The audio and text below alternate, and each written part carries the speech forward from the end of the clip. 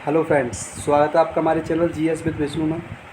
देखिए फ्रेंड्स, आज हम 10th क्लास के चैप्टर 3 को डिस्कस करेंगे, जिसमें हम जिस चैप्टर का नाम है धातु और अधातु।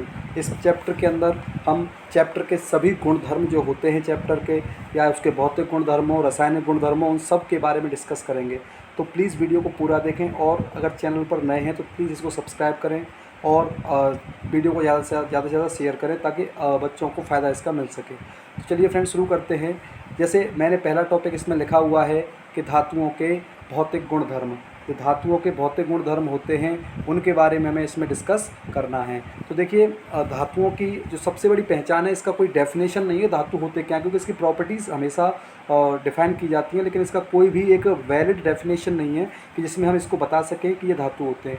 तो जहाँ कहीं से भी, जहाँ से मुझे मिला उस वहाँ से मैंने इसके बारे में थोड़ा सा पढ़कर मैंने एक डेफिनेशन बनाई कि धातुएं वे होते हैं जो आसानी से आबंध बनाते हैं।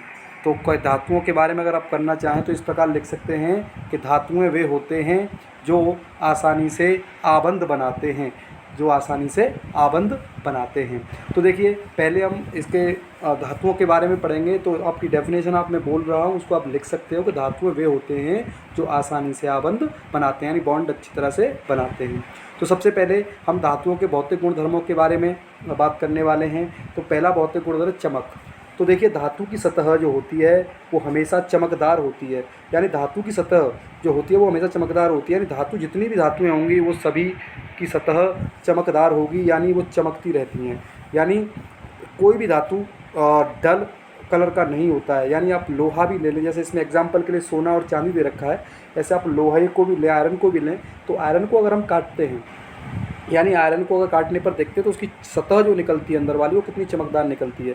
तो ये भी बहुत इम्पोर्टेंट है कि धातु की सतह सभी चमकदार होती हैं। दूसरा पॉइंट है हमारे पास कि धातुओं की सतह सामान्यतः कठोर होती हैं, यानी धातुएं मोस्टली कठोर होती हैं। जैसे लोहा, तांबा, सिल्वर, गोल्ड, प्लेटिनम, ये इस प्रकार से सामान्यतः धातुएं कठोर होती हैं। लेकिन क्योंकि हर चीज़ में केमिस्ट्री अपवादों से भरी पड़ी है, इसमें भी अपवाद हैं, धातु के भौतिक गुणधर्म में भी अपवाद हैं। तो देखिए, आपका लिथियम होता है, सोडियम, पोटेशियम, ये सभी जो होते हैं ये मुलायम होते हैं। लिथियम है आपका, सोडियम है और पोटेशियम है, ये सभी जो होते हैं ये मुलायम होते हैं। मुलायम का मतलब, यानी हम अगर बात करें सोडियम का, तो सोडियम को हम आसानी से चाकू से काट सकते हैं, लिथियम को भी आसानी से चाकू से काट सकते हैं। लेकिन इसको काटना इतना आसान नहीं है, क्योंकि ये जो होते हैं ये बहुत ही रिएक्टिव होते हैं, बहुत ही हाईली रिएक्टिव होते हैं, क्योंकि इनके पास इलेक्ट्रॉन सिर्फ एक होता है, जिसको वो बहुत जल्दी ही दान करके तुरंत आग पकड़ लेते हैं। उसके बाद बात आती है कि इनकी रूप या अवस्था, यानी कमरे के ताप पर जो धातुएँ होती हैं, कमरे के ताप पर सभी की सभी धातुएँ ठोस होती हैं। लेकिन मैंने पहले भी कहा कि अपवाद होते हैं, तो इसमें भी अपवाद है कि कमरे के ताप पर सभी धातुएं ठोस तो होती हैं, लेकिन मरकरी, एक मरकरी जो होता है, मरकरी जो तत्व धातु है, क्योंकि ये धातु होता है, अकेला होता है, जो द्रव अवस्था में रहता है कमरे के ताप पर। कमरे का ताप अगर हम बात करें तो कमरे का ताप जो होता है वो 25 डिग्री सेल्सियस रखा जाता है, जिसको हम कमरे का ताप बोलते हैं। यानी उस पर जो धातुएँ होती हैं वो मोस्टली कैसी रहेंगी, आपकी ठोस। लेकिन एक मरकरी यानी पारा, जिसको हम Hg से डिनोट करते हैं, Hg से नोट करने के बाद करते हैं, तो ये जो होता है वो द्रव अवस्था में रहता है। उसके बाद पॉइंट आता है आपका आघात वर्ध्यता। आघात वर्ध्यता क्या होता है, तो धातुओं को पीटकर पतली चादरों में परिवर्तित किया जा सकता है। यानी जितनी भी धातुएं होती हैं उनको पीटकर, यानी उन पर चोट कर करके उनको पतली चादरों के रूप में कन्वर्ट किया जा सकता है। जिससे ऐसे एग्जांपल के लिए हम समझें तो लोहे की चादरें हैं, लोहे की टिन सेट्स जो होते हैं वो भी इसके एग्जांपल्स हैं। यानी इनको, लोहे को हम पीट पीट कर पतली चादरों के रूप में कन्वर्ट कर सकते हैं, यानी धातुओं को पीटकर हम पतली चादरों के रूप में कन्वर्ट करते हैं। और इस गुण को बोलते हैं आघात वर्ध्यता, यानी इस गुण को जो बोलते हैं वो बोलते हैं आघात वर्ध्यता। ठीक है फ्रेंड्स, आगे बढ़ते हैं। तो नेक्स्ट है आपका धातुओं के, उसमें ही चल रहे हैं अभी हम धातुओं के भौतिक गुणधर्म में। अगला गुण है इसका तन्यता। तन्यता का मतलब होता है कि धातुओं को पतली तार के रूप में बनाया जा सकता है, यानी जितनी भी धातुएं होती हैं उनको एक पतली तार के रूप में कन्वर्ट किया जा सकता है, जिससे कि एक लंबा लंबा तार उसका बनाया जा सकता है। जैसे एग्जांपल के लिए तांबे का तार, सिल्वर का तार। और सबसे ज़्यादा जो मुझे अपवाद भी लगता है कि अगर हम सोने की बात करें, सोना सबसे ज़्यादा तन्य होता है। सोना जो धातु है वो सबसे ज़्यादा तन्य होता है धातुओं में। अगर हम बात करें सोने को 1 ग्राम को हम 2 किलोमीटर लंबा तार बना सकते हैं। ये बहुत ज़्यादा होता है। 1 ग्राम यानी गांव में जो बोलते हैं ना कि 1 तोला, तो 1 तोले में होता है 10 ग्राम, तो उसका 1/10 भाग को हम 2 किलोमीटर लंबा तार कन्वर्ट कर सकते हैं। इसीलिए इससे जो भी आभूषण वगैरह होते हैं, ज्वेलरीज वगैरह होती हैं, वो आसानी से बनाई जा सकती हैं। अगला गुण है फ्रेंड्स हमारे पास विद्युत और ऊष्मा के चालक। यानी सामान्यतः जो विद्युत, ये धातुएं जो होती हैं ये विद्युत और ऊष्मा की चालक होती हैं। यानी जितनी भी धातुएं होंगी वो विद्युत और ऊष्मा की चालक होंगी। एग्जाम्पल के लिए हमें दे रखा है चांदी और तांबा, यानी जो जितनी भी धातुएं होंगी वो विद्युत और ऊष्मा की चालक होती हैं। लेकिन अपवाद इसमें भी है, लेकिन सीसा और पारा ऊष्मा के कुचालक होते हैं। सीसा और पारा ऊष्मा के कुचालक होते हैं, इसको आप समझ के रखना। उसके बाद आता है आपका घनत्व। तो देखिए सामान्यतः जो घनत्व होता है धातुओं का, गलनांक हो, घनत्व हो या क्वथनांक हो, ये उच्च होता है, यानी ये बहुत ज़्यादा हाईली होता है। जैसे अगर हम बात करें आयरन को, तो आयरन का जो मेल्टिंग पॉइंट है, गलनांक बिंदु है, वो 1500 डिग्री सेल्सियस है, और इसका क्वथनांक बिंदु यानी इसका बॉइलिंग पॉइंट जो है वो है इसका आपका 3000 डिग्री सेल्सियस। यानी 3000 डिग्री सेल्सियस पर ही जो आयरन होता है वो उबलने लगता है, और 1500 से 1600 डिग्री सेल्सियस के बीच में ये पिघलने लगता है। इतना टेम्परेचर इसको चाहिए होता है, ठीक है। लेकिन जो आपका सोडियम और पोटेशियम होता है, इसका घनत्व तो बहुत ही कम होता है। हम पहले भी पढ़ चुके हैं सोडियम के बारे में कि सोडियम मुलायम होता है, कठोर नहीं होता, इसका घनत्व भी कम होता है। ऐसे ही आपका पोटेशियम होता है, इसका भी घनत्व कम होता है। चलिए फ्रेंड्स आगे बढ़ते हैं। आगे आपका धातु अभी इसमें है ध्वनिक।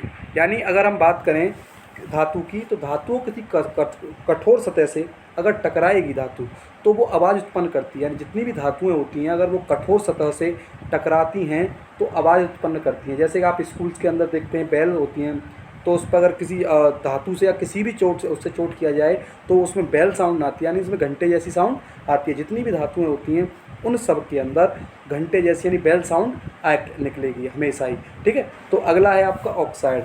तो जितनी भी धातुएं ऑक्साइड धात्विक ऑक्साइड होती हैं वो क्षारक प्रवृत्ति की होती हैं, और मैं इसके बारे में डिस्कस कर चुका हूँ। धात्विक ऑक्साइड या अधात्विक ऑक्साइड ये आपके चैप्टर 2 में डिस्कस कर चुका हूँ, और उसका लिंक मैं डिस्क्रिप्शन में दूंगा। पूरा प्लेलिस्ट है 1st और 2nd चैप्टर क्लास 10th की केमिस्ट्री का, उसको भी आप जाकर जरूर देखें, बहुत हेल्पफुल रहने वाला आप लोगों के लिए, तो प्लीज़ उसको भी देखें। तो धातुओं के ऑक्साइड जो होते हैं वो क्षारक प्रवृत्ति के होते हैं। अब बात आती है ऑक्साइड होते क्या हैं। तो ऑक्साइड जो होते हैं वो होते हैं किसी भी धातु के साथ अगर ऑक्सीजन जुड़ जाए तो वो धात्विक ऑक्साइड कहलाएगी। जैसे एग्जाम्पल के लिए मैंने कॉपर लिया, कॉपर को मैंने ऑक्सीजन के साथ क्रिया कराई तो ये बन गया CuO, यानी copper oxide, CuO copper oxide बन गया। या मैंने कैल्शियम लिया, कैल्शियम की अभिक्रिया मैंने ऑक्सीजन के साथ कराई तो CaO बन गया, कैल्शियम ऑक्साइड बन गया। तो ये सभी जो बोले जाएंगे ये ऑक्साइड बोले जाएंगे, किसके, धातु के, क्योंकि इन्होंने धातु के साथ क्रिया करी, किसने, ऑक्सीजन ने, और बना क्या दिया, धात्विक ऑक्साइड। कैल्शियम ऑक्साइड और कॉपर ऑक्साइड मैंने आपको एग्जाम्पल के रूप में बता दी। चलिए फ्रेंड्स आगे बढ़ते हैं। आगे अब आते हैं हम आपके अधातुओं के भौतिक गुणधर्मों पर, कि अधातुओं के भौतिक गुणधर्म किस प्रकार के होते हैं।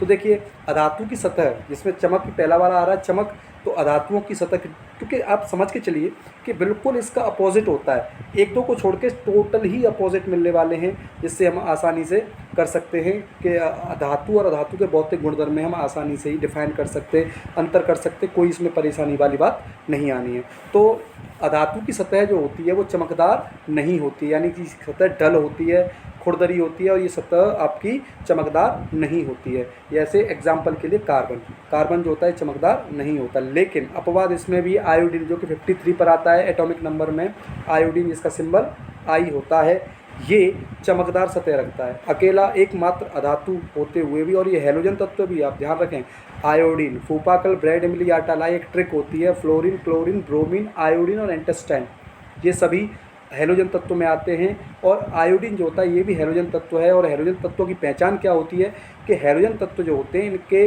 अंतिम कोष में, संयोजी कोष में 7 इलेक्ट्रॉन रहते हैं संयोजी कोष के अंदर, और संयोजकता -1 होती है। यानी ये अधातु होते हैं लेकिन इनको एक इलेक्ट्रॉन और मिल जाएगा तो ये अक्रिय धातुओं की तरह, अक्रिय तत्वों की तरह व्यवहार कर सकते हैं, इसलिए इनको हैलोजन बोला जाता है। तो आयोडीन जो होता है इसकी सतह चमकदार होती है। अगला पॉइंट है हमारा कि अधातु कठोर नहीं होते हैं, अधातु में कठोर नहीं होते। कोयला जो होता है वो कठोर नहीं होता है, ये ध्यान रखना। कोयले को अगर तोड़ते तो टुकड़ों में टूट जाता है, लेकिन सबसे कठोर तत्व जो होता है, अगर हम सबसे कठोर तत्व की बात करें तो वो होता है हीरा।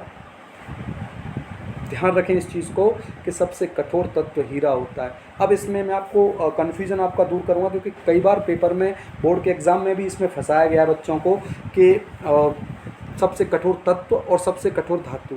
तो सबसे कठोर जो तत्व होता है वो होता है हीरा, जिसको हम सी से डिनोट करेंगे। क्यों? क्योंकि ये कार्बन का अपर रूप होता है। कार्बन के 3 अपर रूप होते हैं।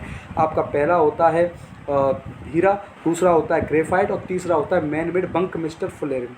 ये 3 उसके अपर रूप होते हैं जो मेनली अपर रूप रखे जाते हैं। इनके बारे में हमें पढ़ना है, वो आगे हम अगले चैप्टर नंबर 4 में पढ़ेंगे।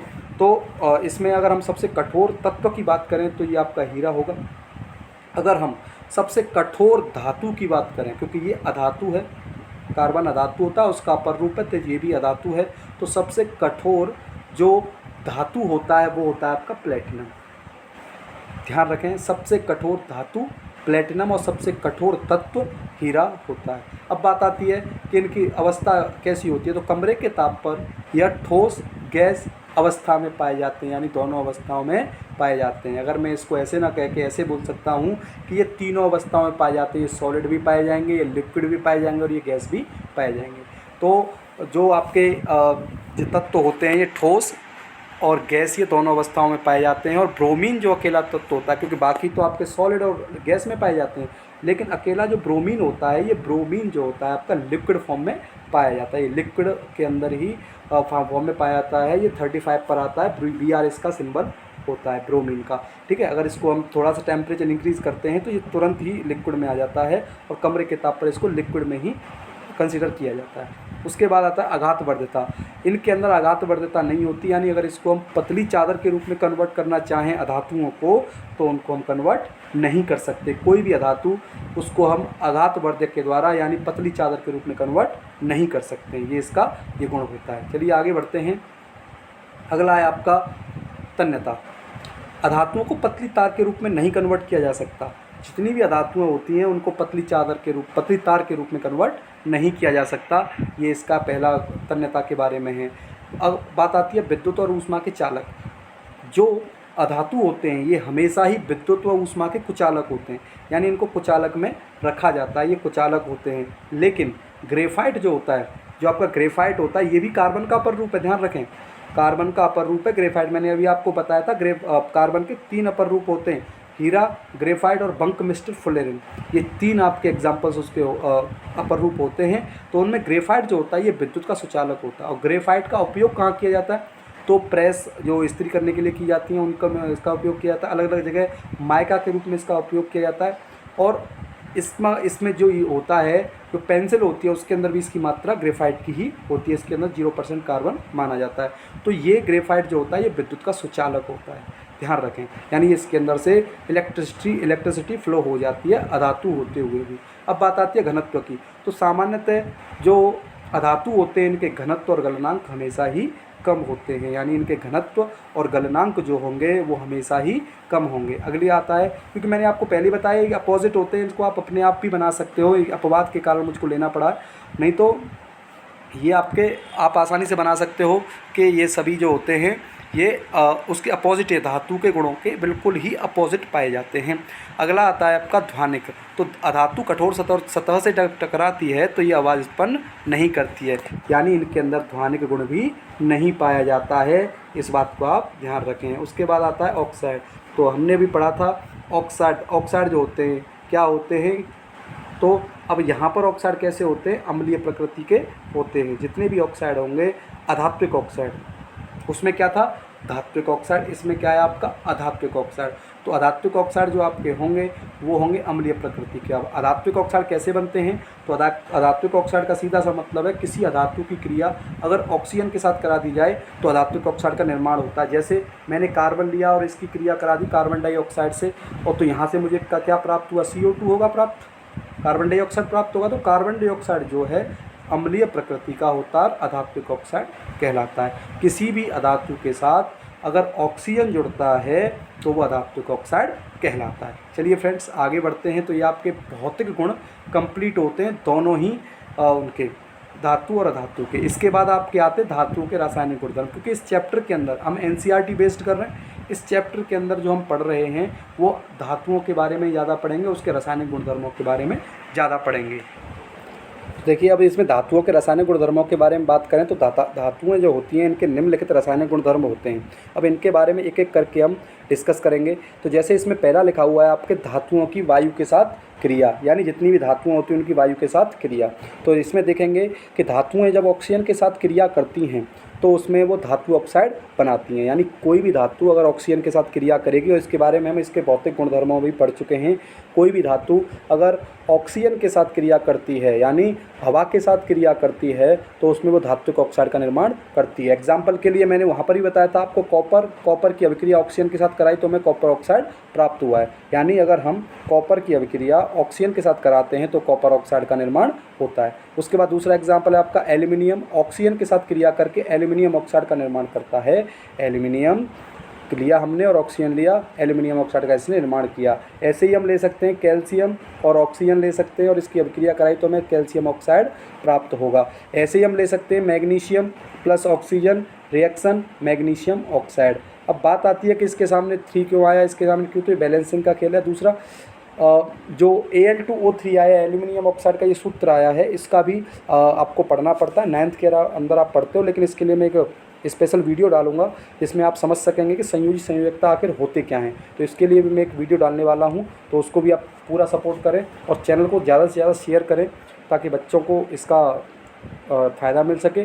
बहुत ही इजी वे में आपको केमिस्ट्री सिखाने की कोशिश की जा रही है मेरी तरफ से, तो इस चैनल को प्लीज़ सपोर्ट करें ताकि मैं और बेहतर से बेहतर आपको वीडियोस दे सकूं। चलिए फ्रेंड्स, आगे बढ़ते हैं। दूसरा है आपका कि धातुएं ऑक्सीजन के साथ किस प्रकार क्रिया करती है। तो धातुएं जो होती हैं वो ऑक्सीजन के साथ अलग अलग तरह से क्रिया करती हैं। जैसे हम बात करें सोडियम की, तो सोडियम और पोटेशियम जो होते हैं वायु में आकस्मिक आग पकड़ लेते हैं। यानी अगर हम सोडियम लें या आपका पोटेशियम लें तो ये इनके पास क्या होता है, सीधी सी बात है, ये सभी होता है इलेक्ट्रॉन्स का खेल।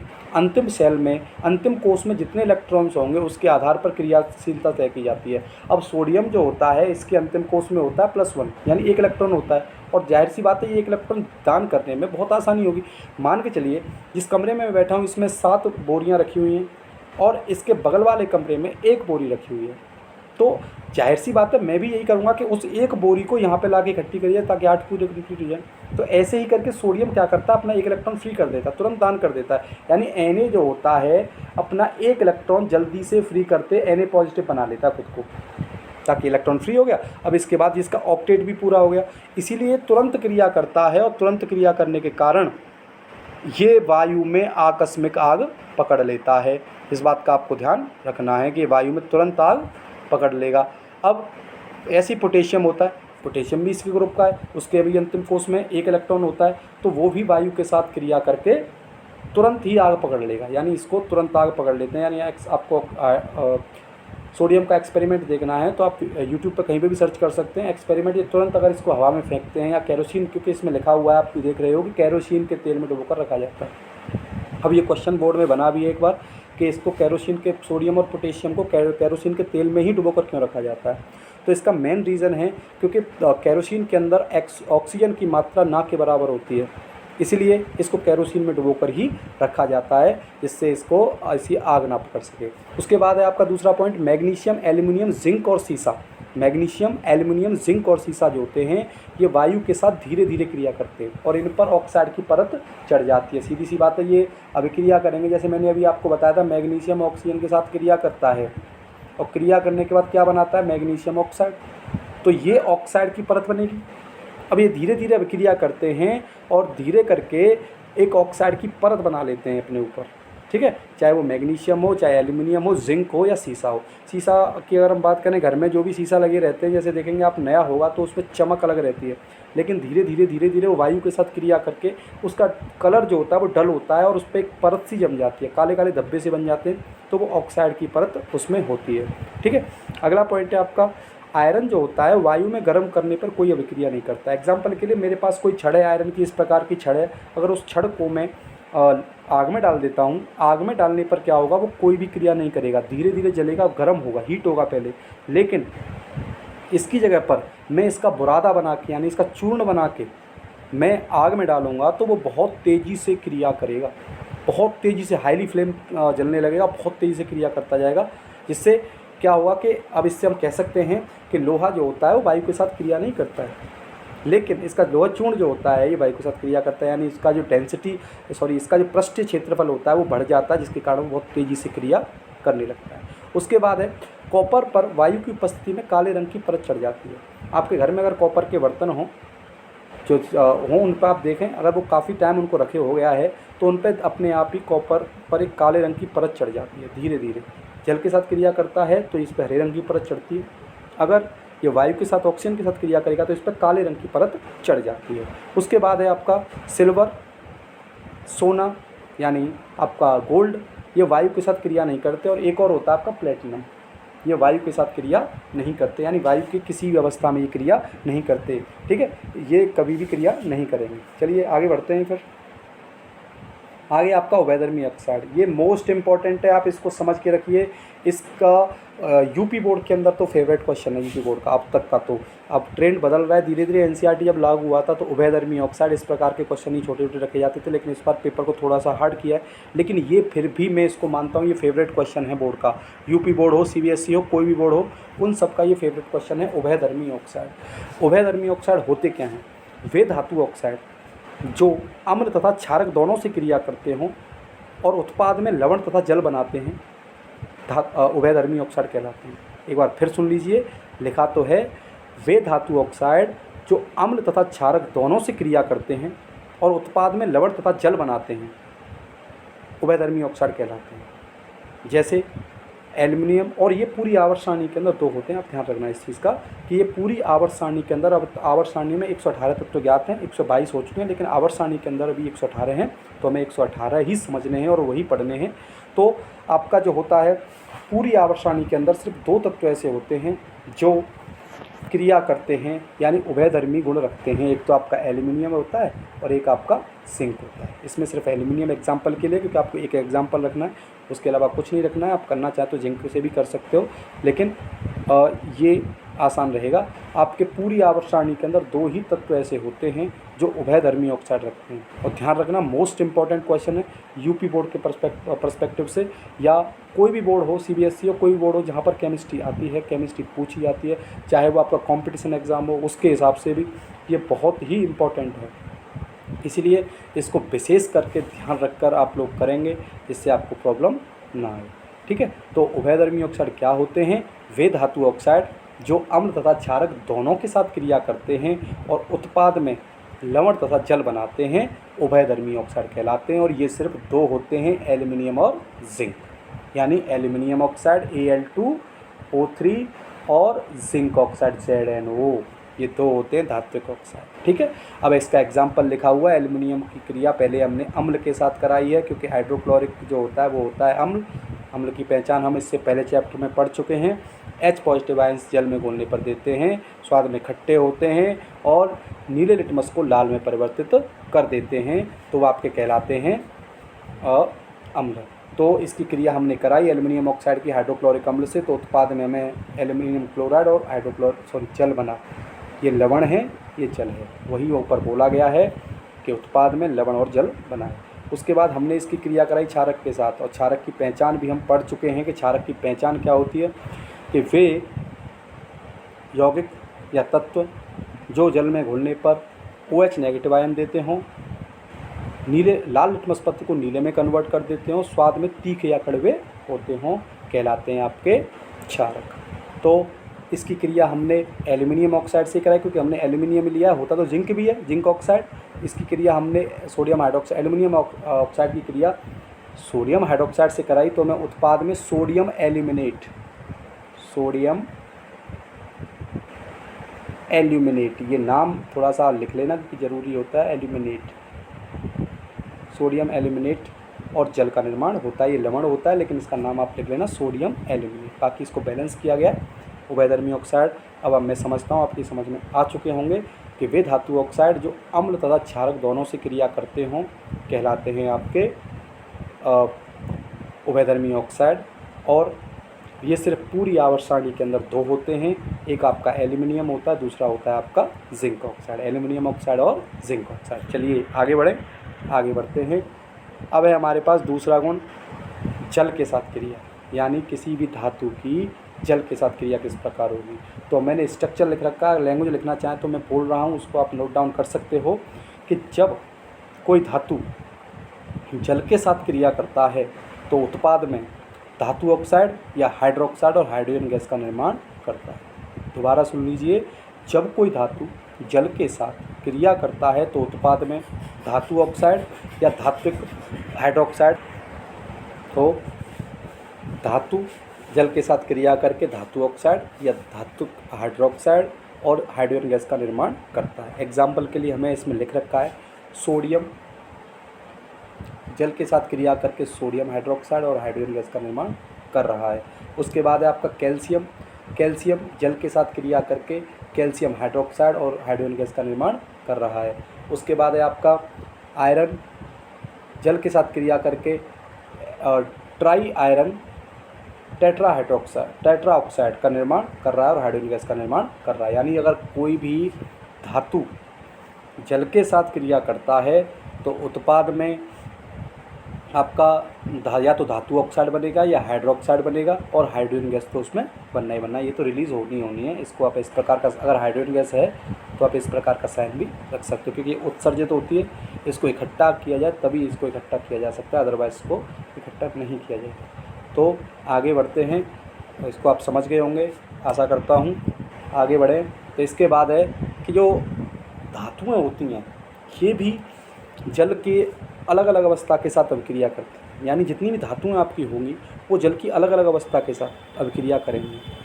जैसे पहला लिखा हुआ आपका सोडियम और पोटेशियम और कैल्शियम ठंडे जल के साथ क्रिया करते हैं, यानी इनके लिए जल की ठंडे जल भी होगा तो उसके साथ भी ये क्रिया करके और अपना उत्पाद बना देंगे। और उत्पाद में क्या बनाती हैं, या तो हाइड्रोक्साइड बनाएंगी या ऑक्साइड बनाएंगी, धातु ऑक्साइड या हाइड्रोक्साइड इस प्रकार का बनाएंगी। तो ये ठंडे जल के साथ क्रिया करती हैं। अगर हम बात करें एल्यूमिनियम है, आयरन है और जिंक की, ये जल वाष्प के साथ, जो वेपराइज वाटर होता है उसके साथ भी ये क्रिया कर सकती है। जल के साथ जो है जल वाष्प के साथ एल्यूमिनियम, आयरन और जिंक जल वाष्प के साथ क्रिया कर सकती है। मैग्नीशियम जो होता है, मैग्नीशियम गर्म जल के साथ अभिक्रिया करता है। ऊपर हमने देखा है कि सोडियम, पोटेशियम, कैल्शियम ठंडे जल के साथ क्रिया करते हैं, एल्युमिनियम, जिंक और आयरन ये जल वाष्प के साथ क्रिया करते हैं। और हम बात करें मैग्नीशियम की, तो मैग्नीशियम करता है आपके गर्म जल के साथ अभिक्रिया। उसके बाद है कैल्शियम और मैग्नीशियम अभिक्रिया के दौरान जल की सतह पर आ जाते हैं, क्योंकि उत्पन्न हाइड्रोजन गैस के बुलबुले कैल्शियम और मैग्नीशियम सतह से चिपक जाते हैं। यानी जब ये अभिक्रिया करते हैं कैल्शियम और मैग्नीशियम तो ये ऊपर आ जाते हैं, क्योंकि इस पर हाइड्रोजन गैस के बुलबुले जो होते हैं वो चिपक जाते हैं, जिसके कारण ये ऊपर आ जाते हैं, सतह पर एक अलग सा एक लेयर बना देते हैं। ठीक है। उसके बाद है आपका गोल्ड, सिल्वर और सीसा जल के साथ क्रिया नहीं करते। आपका कौन कौन सा होता है, इसमें आप प्लेटिनम भी कंसिडर कर सकते हैं, प्लेटिनम भी नहीं करता है। आपका गोल्ड होगा, सिल्वर होगा, कॉपर होगा और सीसा होगा यानी लेड होगा, ये जल के साथ क्रिया नहीं करेंगे, ये ध्यान रखना है आपको। आगे बढ़ते हैं। अब अगला है आपका दूसरा, धातु की किसी अम्ल के साथ अभिक्रिया। वैसे इसको हम चैप्टर में पढ़ चुके हैं, दूसरे चैप्टर में, लेकिन फिर भी इस चैप्टर में है तो इसको पढ़ना पड़ेगा। ये तीसरा गुण है रासायनिक गुणधर्म है धातुओं का। तो जब कोई धातु तनु अम्ल के साथ क्रिया करता है तो उत्पाद में लवण और हाइड्रोजन गैस का निर्माण करता है। दोबारा सुन लीजिए, जब कोई धातु तनु अम्ल के साथ, तनु का मतलब क्या होता है, इसको हम पहले चैप्टर में डिस्कस कर चुके हैं। तनु का मतलब जिसके अंदर जल की मात्रा अधिक हो और अम्ल की मात्रा कम हो, ये आपका तनु अम्ल कहलाता है। तो जब कोई धातु तनु अम्ल के साथ अभिक्रिया करता है और उत्पाद में लवण तथा हाइड्रोजन गैस देता है, ये इसका होगा। यानी कोई भी धातु जब अम्ल के साथ क्रिया करेगी तो उत्पाद में लवण और हाइड्रोजन गैस का उत्पादन होगा। जैसे आयरन और हाइड्रोक्लोरिक अम्ल अभिक्रिया करते हैं तो उत्पाद में आपका आयरन क्लोराइड और हाइड्रोजन गैस बन रही है। आयरन और हाइड्रोक्लोरिक अम्ल अभिक्रिया करते हैं तो आयरन क्लोराइड और हाइड्रोजन गैस का निर्माण करते हैं, यानी हाइड्रोजन गैस उत्सर्जित होती है। इसकी जगह हम दूसरा भी अम्ल ले सकते हैं, H2SO4 ले सकते हैं। जैसे iron plus H2SO4, H2SO4 sulphuric अम्ल होता है।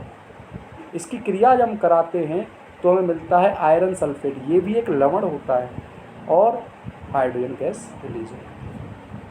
ठीक, इसके बाद आपका आता है एल्युमिनियम, हाइड्रोक्लोरिक अम्ल के साथ अभिक्रिया करके एल्युमिनियम क्लोराइड और हाइड्रोजन गैस का निर्माण करते हैं।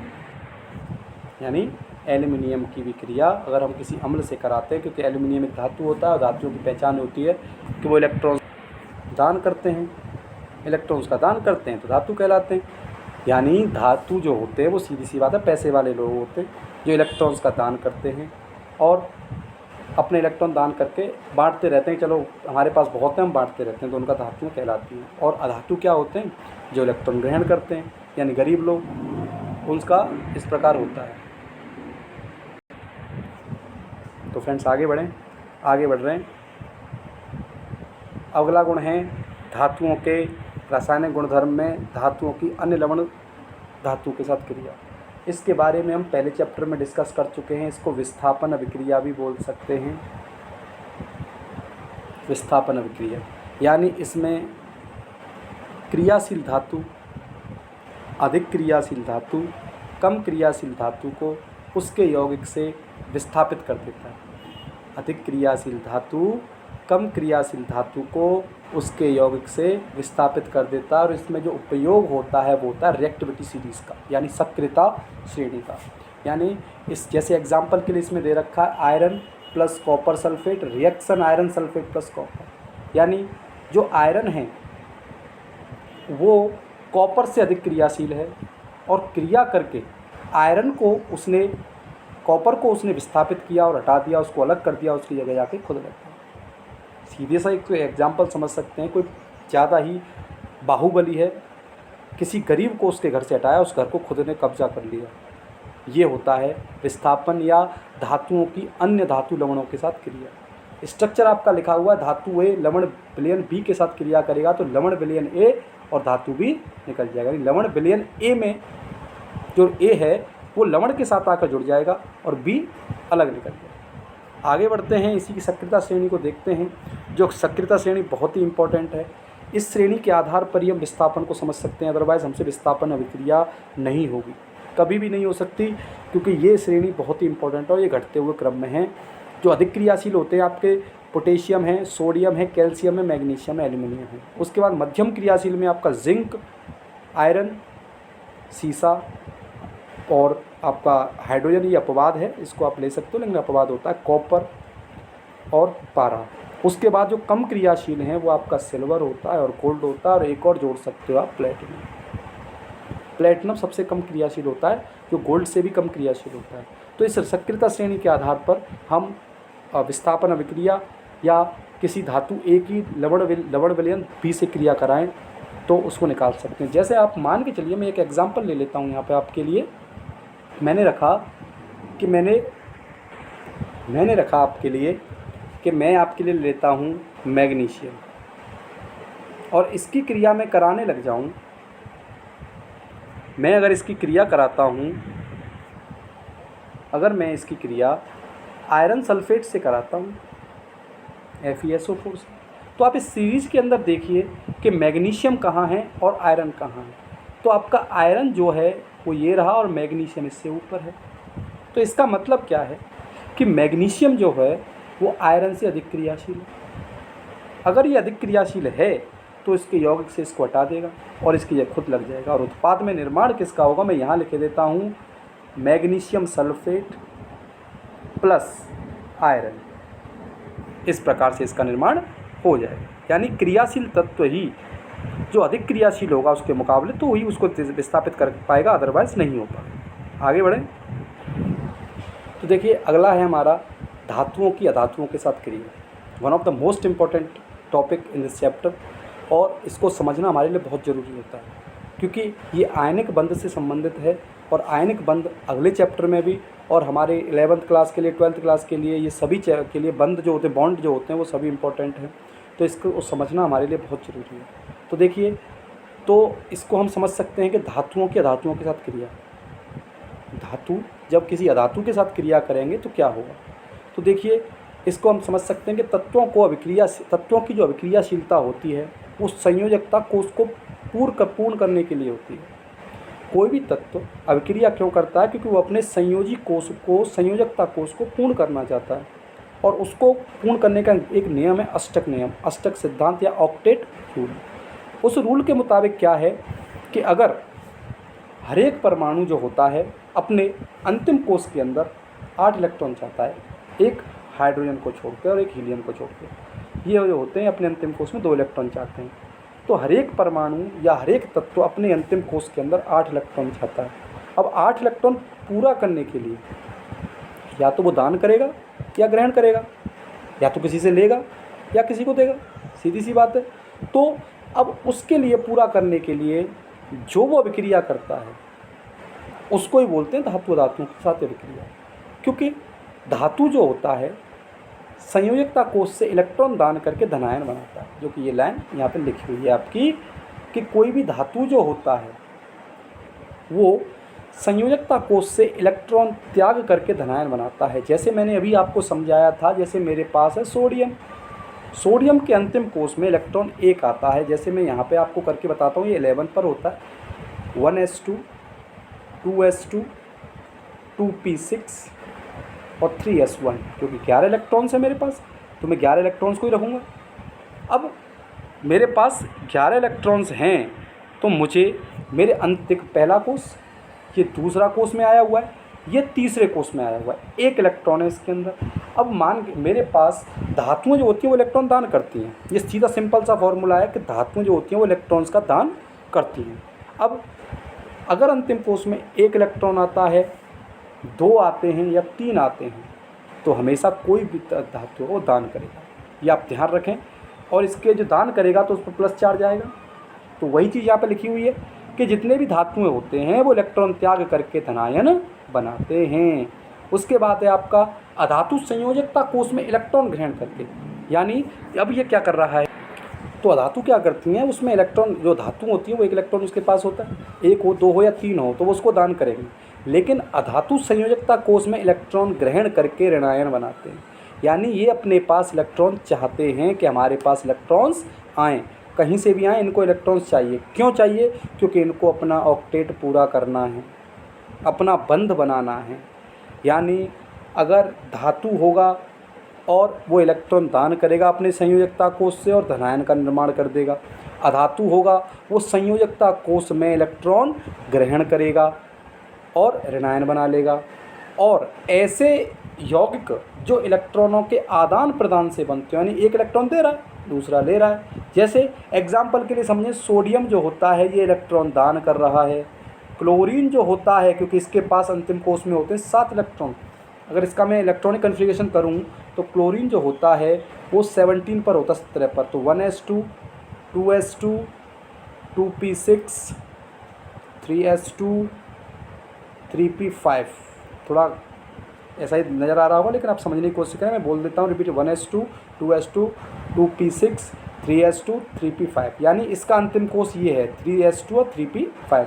तो s 5 और 2 7, तो 7 हैं। अब इसको 8 पूरा करने के लिए कितने की आवश्यकता है? 1 की।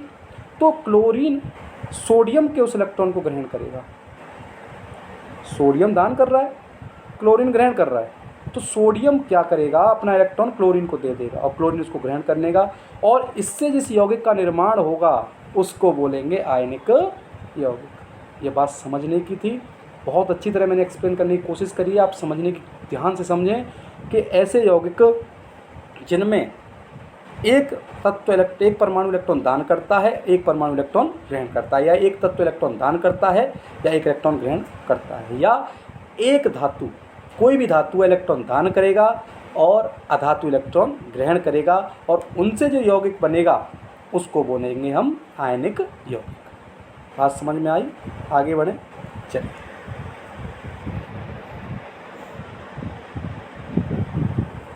अब बात आती है आयनिक यौगिकों के गुणधर्म, बहुत इंपॉर्टेंट है। तो सबसे पहला है भौतिक गुणधर्म। ये जो होते हैं ये ठोस होते हैं, कठोर होते हैं और भंगुर होते हैं। भंगुर मतलब टुकड़ों में टूटना, और एक स्पेशल, एक अलग ही कैरेक्टर में। दूसरा, इनका एक शेप आता है, एक निश्चित आकृति आती है तोड़ने पर, भंगुर उसको बोलते हैं। दूसरा, इनके गलनांक एवं क्वथनांक बहुत ही उच्च होते हैं, अधिक होते हैं। ये मैं आपको बता दूँगा, सोडियम जो होता है वो 1500 डिग्री सेल्सियस पर ही उबलने लगता है, बहुत ज़्यादा होता है टेम्परेचर। उसके बाद घुलनशीलता, ये जल में घुलनशील होते हैं, परंतु पेट्रोल और केरोसिन में घुलनशील नहीं होते हैं। ये जल में घुलनशील होते हैं लेकिन पेट्रोल और केरोसिन में घुलनशील नहीं होते। उसके बाद है विद्युत की चालकता। आयनिक यौगिक जो होते हैं जलीय विलयन में या गलित रूप में विद्युत का चालन करते हैं। ये लाइन आप थोड़ा ध्यान से पढ़ें, इसको आपको ध्यान से पढ़ना है क्योंकि इम्पोर्टेंट है। आयनिक यौगिक जो होते हैं यदि गलित अवस्था में होंगे यानी गले होंगे या जलीय विलयन में होंगे तो ये विद्युत का चालन करेंगे, अदरवाइज़ ये विद्युत का चालन नहीं करते। यानी अगर ये ठोस अवस्था में होते हैं तो विद्युत का चालन नहीं करते। आयनिक यौगिक जलीय विलयन में या गलित अवस्था में, एग्जाम्पल के लिए मैं समझूँ, गांव के अंदर पहले हुआ क्या करता था कि जो लाइट थी वो इतनी बेटर नहीं थी, अब थोड़ा लाइट बेटर है तो अर्थ नहीं आता था, यानी अर्थ का तार टूट गया तो घर में अर्थ बनाया जाता था उसके लिए, लाइट के लिए।